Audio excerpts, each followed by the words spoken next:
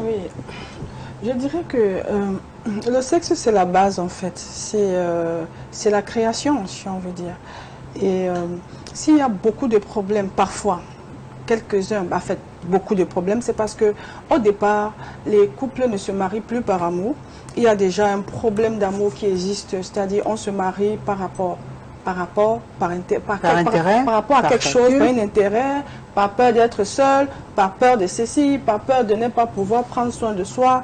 Donc c'est ça qui crée tous ces problèmes de couple, tous ces problèmes sexuels, toutes ces infidélités sexuelles. C'est parce qu'à la base, c'est pas par amour. Parce que nous sommes toutes des femmes. On sait que quand une femme est amoureuse ou quand un homme est amoureux, il est pratiquement fidèle et il fait tout pour mettre à l'aise sa conjointe ou son conjoint, ça dépend, donc c'est comme ça. Mais maintenant, pourquoi est-ce que ça se passe comme ça? C'est justement parce qu'on ne se marie plus par amour, on se marie par intérêt. Alors du coup, l'autre partenaire ne connaît pas l'autre, l'autre ne connaît pas l'autre, on ne sait pas ce qui te plaît, ce qui ne te plaît pas, à quel moment tu aimes être comme ça, à quel moment on doit prendre soin de toi.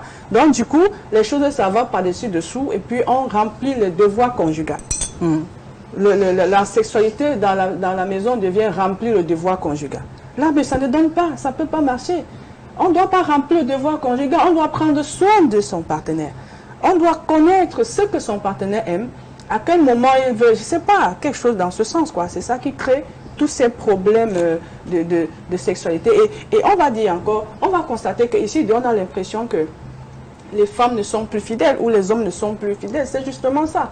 Si le monsieur rentre à la maison déjà, comme tu as dit tout à l'heure, peut-être il est sorti le matin, il n'a pas cherché à savoir si sa femme s'est bien réveillée. Elle a passé la journée à stresser à la maison, avec les enfants, peut-être avec son travail, elle rentre le soir fatiguée. Lui, il rentre peut-être aussi qu'il est calé dans l'embouteillage où il était, où on ne sait pas trop.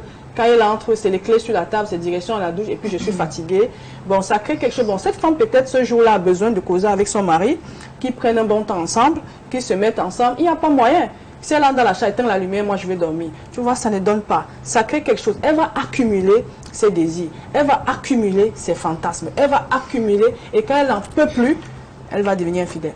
Il suffit que le jour où elle sort, elle trouve, si ça doit là, ça ne manque pas. Hein. Ils sont partout dehors, comme si on les avait placés comme les lampadaires. Ces gars, ils sont là. Non, si elle sort, elle fait un faux pas. Et puis, voilà le gars qui a tout son temps. Déjà, le gars en chômage, il s'en sort pas. Tout ce qu'il a, c'est son langage et son corps, lui. Et puis, la femme va croire qu'elle a trouvé celui qui peut lui apporter le bonheur dont elle n'a pas dans son foyer.